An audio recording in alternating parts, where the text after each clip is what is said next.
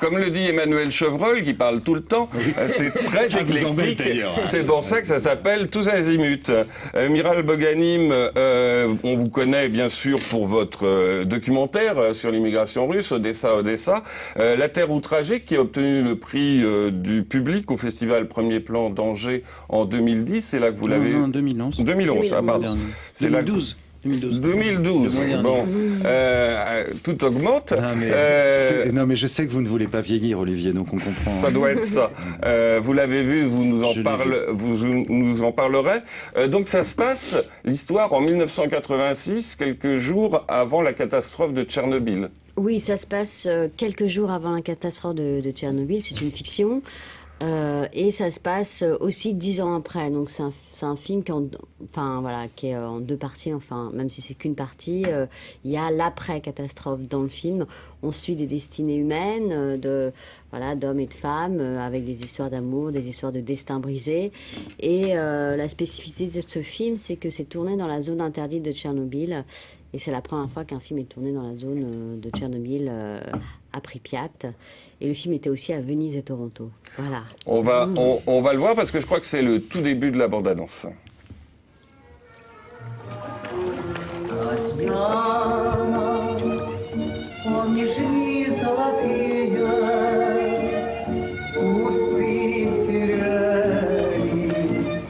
Вези меня, внучка. Куда? Говорят, Одесса красивый город.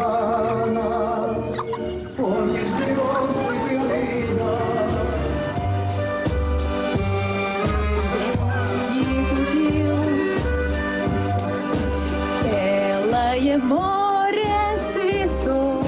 В лесу пожар. Не взвод.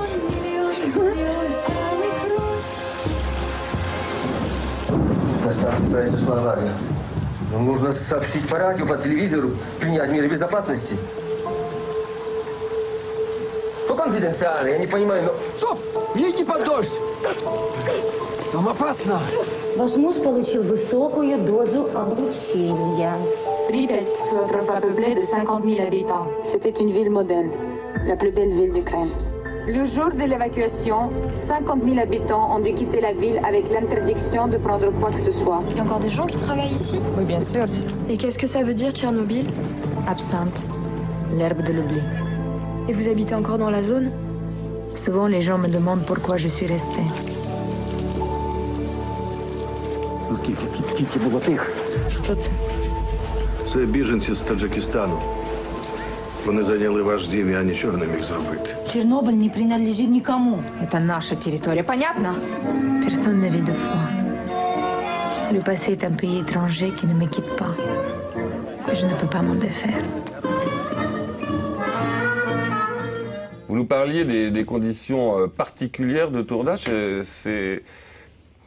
Ça doit être bizarre de tourner dans cette zone qui était... Ça fait pas peur? Non, franchement, ça fait pas peur. Au début, on a un peu d'appréhension. Il faut savoir qu'aujourd'hui, il n'y a pas trop de danger à rester 15 jours. Et très rapidement, on oublie qu'on est dans un lieu radioactif parce que c'est invisible, la radioactivité. Voilà.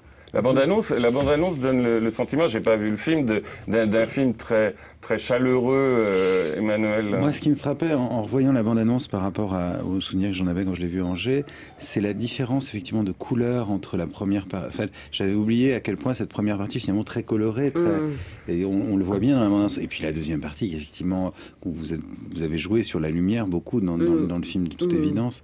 Moi, ce qui m'intéressait, c'est de savoir aussi comment vous avez eu les autorisations, parce que c'est un film c'est tout sauf un film j'allais dire géographique, mais c'est pas ça, mais c'est tout sauf un film complaisant. Oui, et puis c'est tout sauf un documentaire, c'est une fiction avec des acteurs, avec des histoires, avec un aspect romanesque dans le film.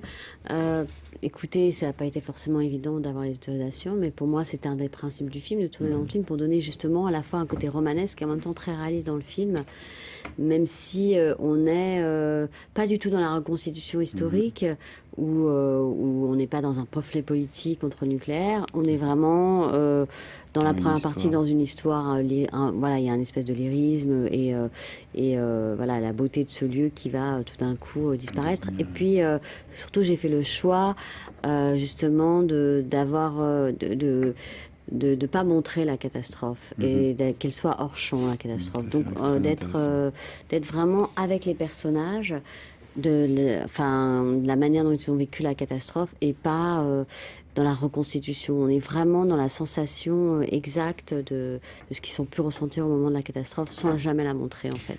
Vous avez rencontré des gens qui ont vécu avant, est-ce que vous êtes inspiré quand même malgré tout d'histoires réelles, notamment de cette femme qui est quand même le personnage principal.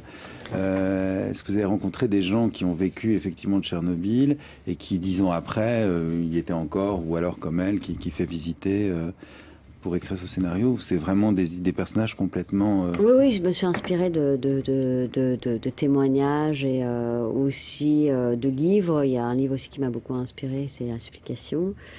Mais aussi, j'ai passé énormément de temps sur place à récolter les témoignages pour construire ce scénario et en faire une histoire en 2 parties, c'est-à-dire évoquer à la fois l'avant et l'après. Parce que ce qui me semblait important, c'est justement dans l'après de montrer que la radioactivité, ça continue à affecter les gens dans leur vie quotidienne. Et c'est aussi montrer comment la grande histoire a un impact sur la petite histoire, sur les petites histoires de ces gens, quoi. Et aussi, au-delà de ça, il faut dire que c'est aussi un film sur l'attachement à la terre et le déracinement, puisque ces gens ont été évacués et que Pripyat, aujourd'hui, c'est une ville qui n'existe plus, qui est une ville fantôme, et que c'est assez impressionnant d'ailleurs comme ville, parce que c'est cinématographiquement très très fort. On a l'impression d'être dans un film de science-fiction. Et c'est lunaire un peu, c'est totalement lunaire. Et c'est vrai qu'on est presque plus marqué par la deuxième partie, mais par les images de la deuxième partie, effectivement, qui sont presque belles, enfin je veux dire c'est un peu attractif, c'est une espèce d'attraction un peu presque malsaine, mais... Merci Emmanuel Miral Boganim. Vous serez donc avec votre distributeur, je crois, au Cinéaste tout à l'heure à 20h15 pour une préséance. Vincent Gomas, c'est un peu une nouveauté, les préséances dans tout le département? Alors, celle du Mans n'est pas une nouveauté parce que c'est historique. On a toujours été au Cinéaste depuis, je crois que le festival existe. Depuis la je parle sous le contrôle du patriarche. Depuis le patriarche, je dis que c'est depuis la 5e édition. La première soirée était consacrée à Mathieu Kassovitz. En revanche, ce qui est nouveau, c'est la volonté de détendre ces préséances pour toucher un public plus large. Donc on a fait La Ferté-Bernard, donc ça sera mardi prochain au Cinéma Le Palace à 20h. Oui, avec Mon Arbre de Bérénice André, qui est la jolie histoire d'une petite fille qui a 2 papas et 2 mamans. C'est donc sur le mot parentalité. Qui est un moyen métrage et qui sera précédé de 2 courts métrages, dont L'Accordeur qui a été primé à Cannes comme meilleur court métrage. Et celle de Saint-Côme-en-Véret aussi, à laquelle on tenait beaucoup parce que l'idée c'est un peu de toucher le public local qui connaît le festival que de nom mais qui n'y va pas. Donc cette séance sera gratuite, ça sera à la salle Atlantis à 20h. Et on projettera un très beau film qui est Voix rapide avec Joanne Libéraux et Christa Terré. Donc Christa Terré, donc dans LOL évidemment, qui a été primée 2 fois, qui a été nominée 2 fois au César. Dans la catégorie meilleur espoir féminin. Et Joanne Libéraux qui était membre du jury l'année dernière, qui sera présent à Saint-Côme avec le réalisateur. Donc j'invite tout le monde, j'invite tout le monde à venir à ces séances parce que ça permet de découvrir le festival. Nous, on va à la rencontre des gens et après, les gens viennent à Mamers si ça leur plaît. Voilà. Bon, et à Mamers, c'est... Oui, il est bien votre successeur. À Mamers, le 30 mars, le vendredi soir, le film d'ouverture hors compétition, c'est le film de l'autre, le fils de l'autre de Lorraine Lévy. Très beau film. Qui sortira en salle le 4 avril. Avec un casting de choix. Et puis donc, combien de films, combien de courts-métrages, de longs-métrages Alors, 10 courts-métrages et 7 longs-métrages en compétition, venus de toute l'Europe. Vraiment toute l'Europe. Je crois que c'est dans les courts-métrages, il n'y a pas un seul français, je crois, vraiment. Donc c'est dans les longs. Il n'y a pas un seul français dans les longs, voilà. C'est très, très éclectique, de tous les genres, de drôle, un peu noir, un peu provoque, surprenant. Il y en aura pour tous les goûts. Et du coup, j'invite vraiment tous les gens qui aiment le cinéma en général à venir à Mamers parce que c'est aussi l'occasion de tendre un week-end dans une ambiance chaleureuse, de rencontrer des professionnels, donc des comédiens évidemment, mais aussi des réalisateurs, des distributeurs et des producteurs. Et ça fait en général un très beau mélange. Très bien. Vincent, je signale que nous diffuserons dans la quotidienne toute la semaine prochaine des extraits de certains des films en compétition, puisque bien entendu LMTV est partenaire de Ma mère sans Mars, dont c'est la 22e édition. Mais vous étiez tout bébé quand vous avez créé ça. C'est gentil que vous êtes mignon. Je naissais seulement. Vous naissiez, oui, ça paraît plus vraisemblable. Moi j'étais à peine né. Bon, bah très bien. Donc on se retrouve le 30 mars au soir au théâtre. Et les autres projections au théâtre aussi. Tout au théâtre. On a une sélection parallèle à Segona, à l'espace Segona, une sélection parallèle de cours en région. Et puis, voilà, il y aura seulement deux projections à Segona pour le numérique, mais c'est très mineur. Enfin, on expliquera tout ça. Bon, en fait, en gros, quand vous êtes invité tout seul et qu'il n'y a pas Emmanuel, vous pouvez dire ce que vous voulez sans... Voilà.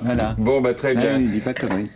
Miral Boganim, merci beaucoup d'être passé sur le plateau de Tous Azimuts avant la projection de La Terre outragée tout à l'heure à 20h15 au Cinéaste. Merci à vous. Merci Vincent Qui sort le 28 Lomas. mars.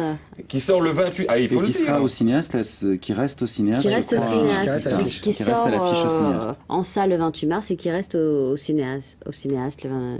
Très bien. Donc pour ceux qui peuvent pas le voir ce soir, ils pourront le voir à partir de mercredi. Moi je pourrais pas, mais donc j'irai le voir la semaine prochaine. Allez-y, courez-y. Merci beaucoup, merci Emmanuel. Merci à vous. Dans un instant, la suite de Tous Azimuts avec Raphaël Delpar.